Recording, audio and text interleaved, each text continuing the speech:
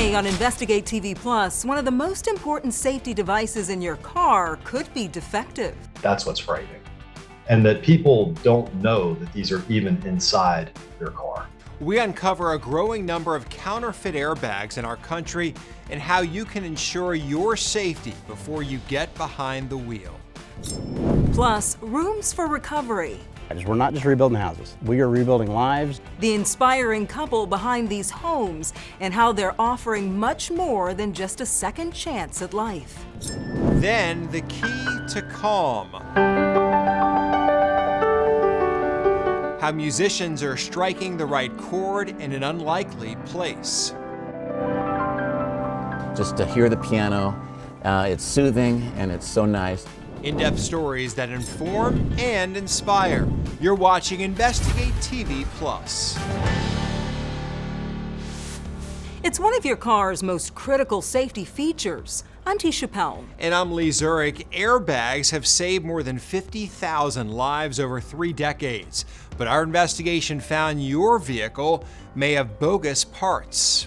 Counterfeit airbags are a growing problem, with at least 3 deaths linked to fake parts. Here's why it's important. We found of the millions of cars on the road, some could have counterfeit airbags, and you may have no idea. Investigative reporter Kristen Crowley uncovers the issue and shows how you can protect yourself. Destiny Bayasi was young, healthy, a mother of 2.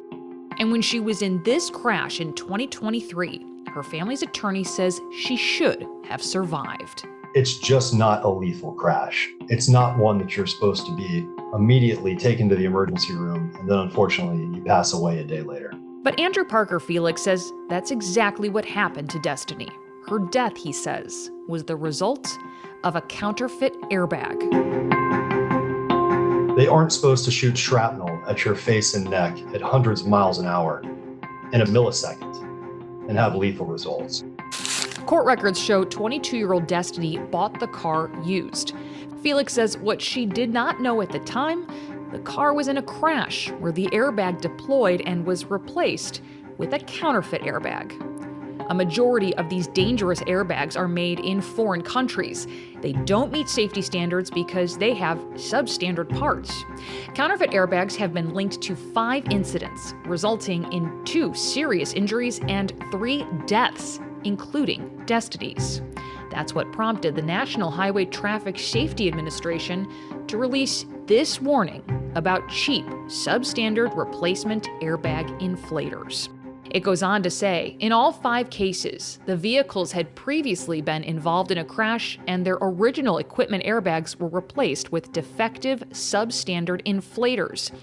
These dangerous aftermarket parts malfunctioned in subsequent crashes, sending large metal fragments into drivers' chests, necks, eyes, and faces, killing or severely injuring drivers in otherwise survivable crashes. These vehicles shouldn't even be on the road in the first place. Felix is familiar with deadly airbag crashes. He's handled multiple lawsuits from victims of defective Takata airbags, which over the last 17 years have killed or injured at least 28 people in the United States.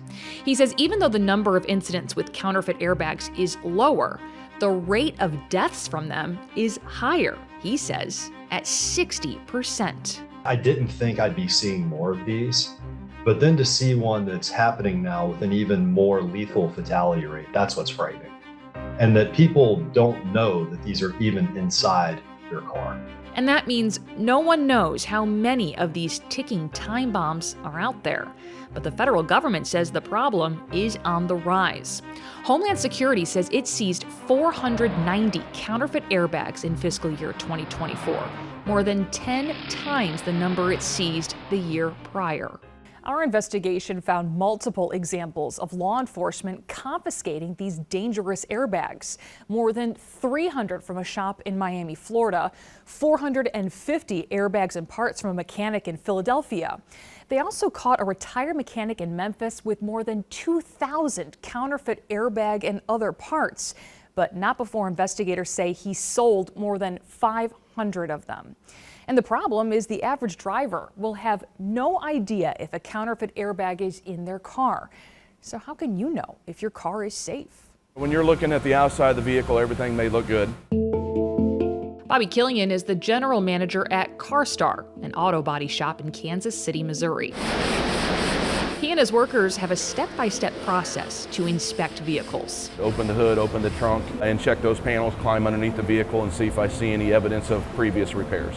Killian says he hasn't come across a counterfeit airbag, but he's seen plenty of other bad repairs the car owner knew nothing about. I've seen it glued before that it makes it look, like there's an airbag in there, but there's no airbag in there because it's been removed because of the deployment.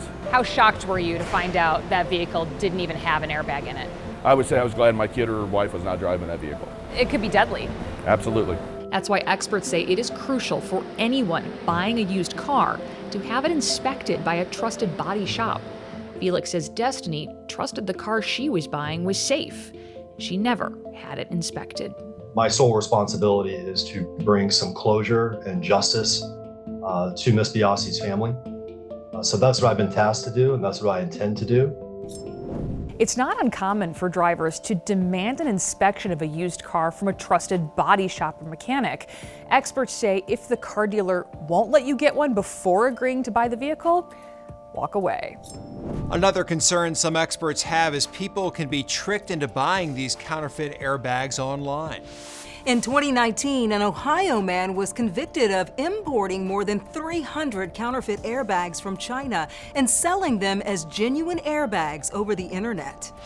He was sentenced to 1 year in prison. But counterfeit airbags are just the tip of the iceberg, according to a consumer rights attorney. The vast majority of the badly damaged vehicles that get resold out there are not currently being put in that federal database. Head to InvestigateTV.com to find out why he says the bigger problem is a lack of transparency and how it's impacting driver safety. Just search counterfeit car parts. Still ahead. Flipping out for a new way to explore the outdoors. We show you the park inspiring people to walk on the wild side. Plus, from the depths of addiction to rebuilding futures. Where the mission is to turn old dope houses into hope houses. We reveal how this couple who once battled personal demons themselves returned to their community to help others. You can watch Investigate TV Plus anytime streaming online. Get the app for Roku, Amazon Fire TV, and Apple TV. They're free to download.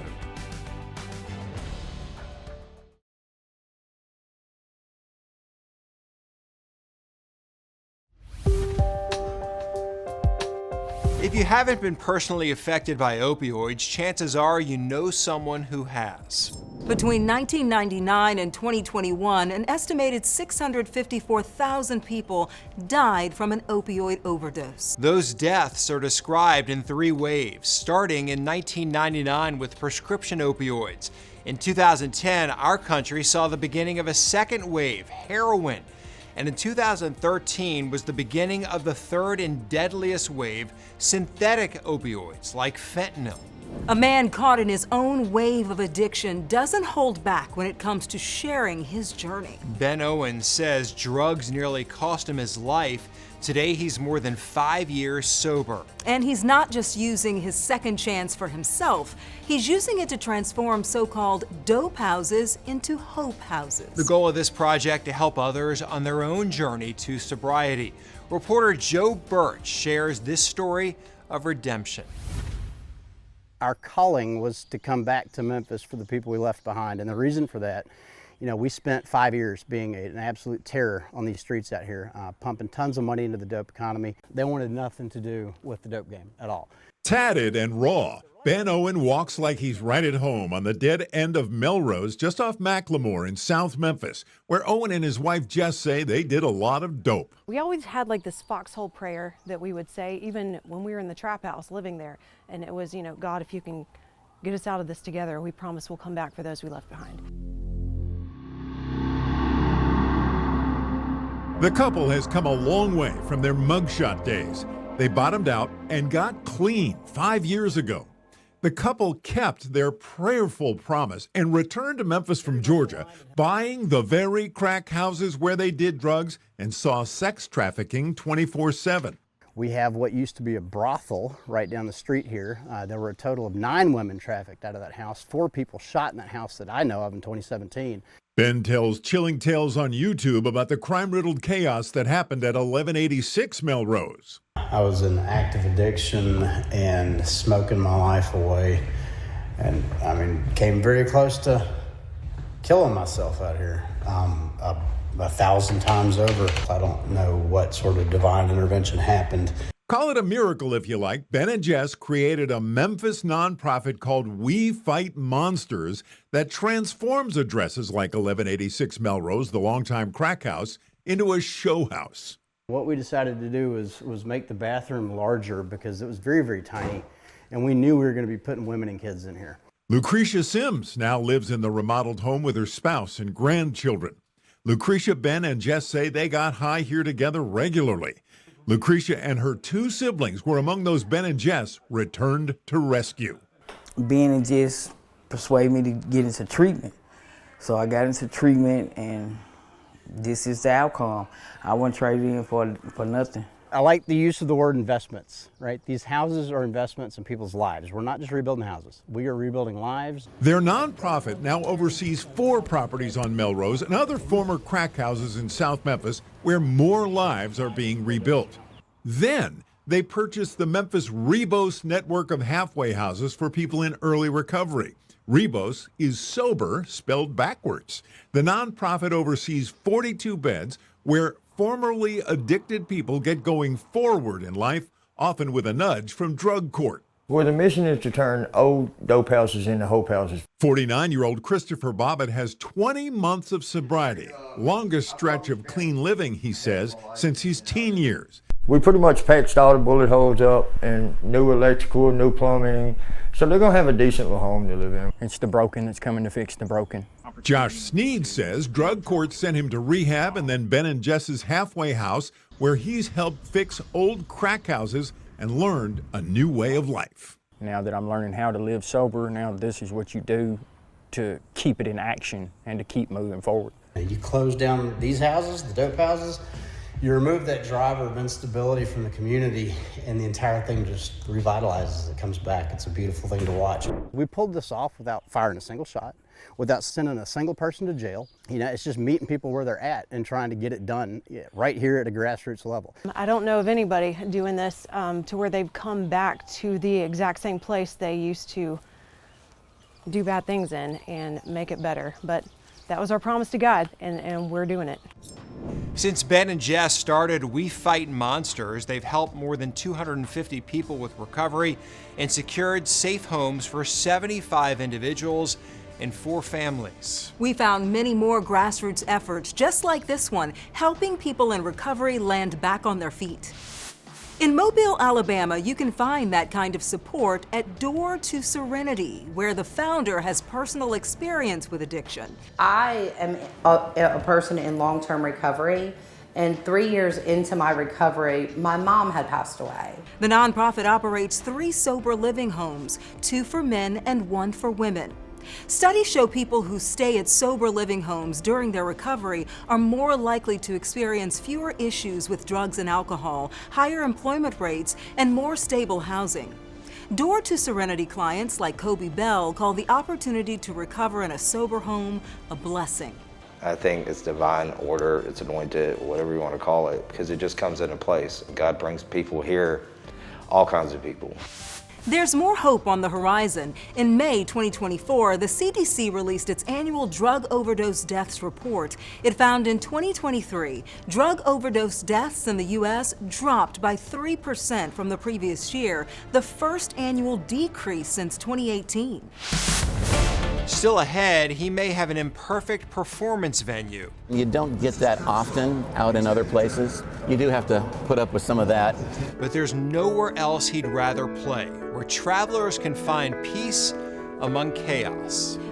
Plus, kicking off her souls helps heal her soul. I think your world comes alive when you walk barefoot. We take a walk along a trail designed for bare feet. Our in-depth coverage continues. You can get connected to Investigate TV Plus on all social media platforms.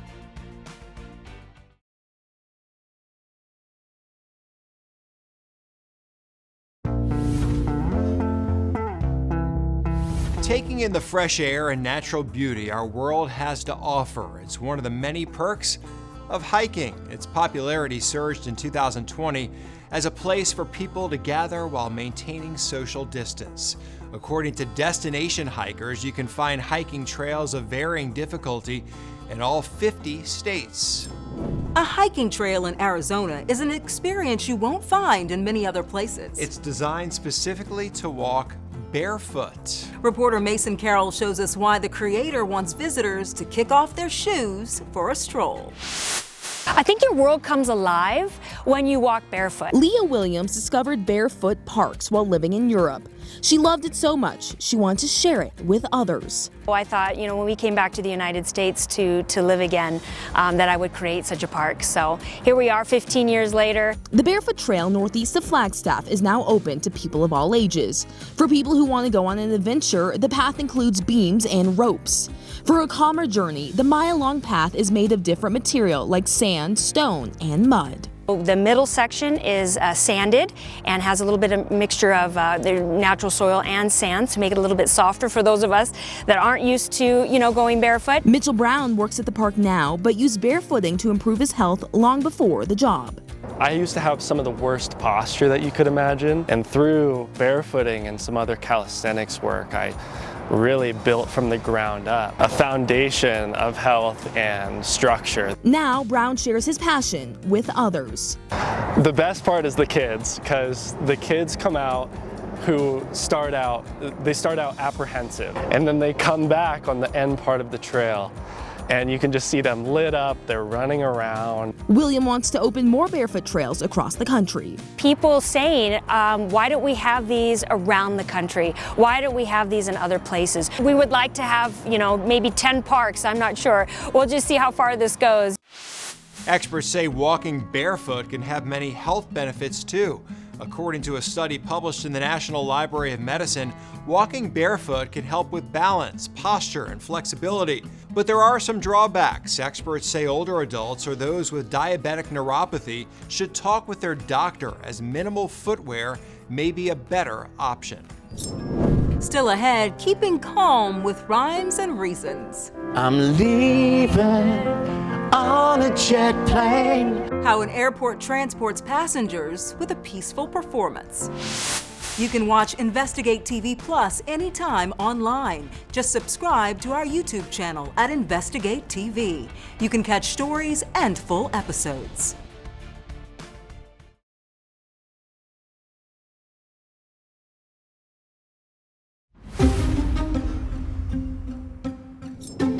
Whether you're on vacation or not, we know airports can be hectic hubs. From people packed in line. I'm gonna make my flight because I left 2 hours early. The parking lot's full, so get on there and pre-pave your parking. To the noise. And checked at your air carrier. And don't forget about the anxiety of missing your flight. The flight coming out of DC was about 45 minutes late. We're on our way to San Diego, but our flight is delayed. An estimated 3 million people travel each day through U.S. airports. At one airport, you'll find peace among the pandemonium. Reporter Bonnie Silkman brings us to the terminal offering a joyful tune. The typical sights and sounds of an airport may hold a different tune in Portland, Oregon.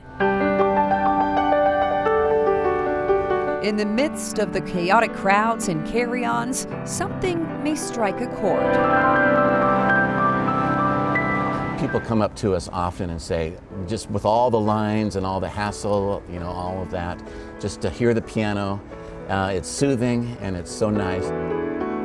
Paul Herman is one of 30 musicians who volunteers their time and their talent to bring a little peace to an unlikely place.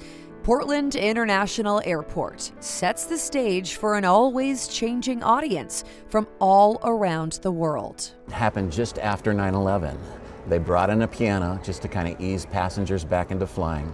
And it started from there, and it's taken off, and now there's, I think, 25 or 30 of us that are part of the program here. Tell me that you wait for me. It all started with just one piano. Now 5 of them are scattered throughout PDX. But this spot is Paul's favorite. It's a sanctuary. You'll often find him playing below the stunning new timber roof, alongside beautiful live trees, and on top of a familiar carpet. For me, getting to play here, I tell people I play in a palace. You'll get a lot of families, especially young families with kids, that are really kind of mesmerized by the music. And you don't get that often out in other places. You do have to put up with some of that, but you know,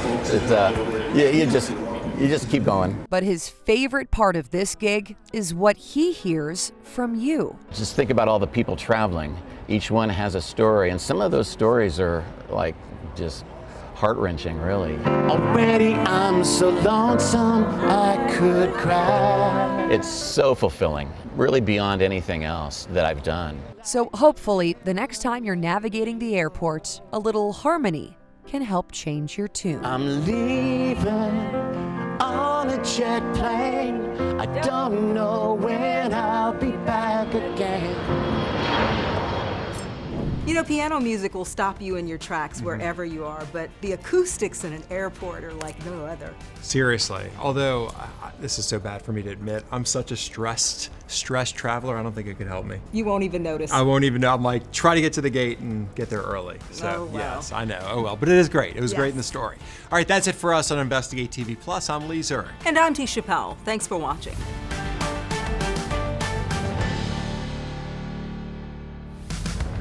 On the next Investigate TV Plus, hundreds of thousands of Americans in need of emergency medical treatment left waiting for care. And this is a problem that we have everywhere across the country. We investigate delays in ambulance response times and hear from a man who waited nearly an hour for life-saving help.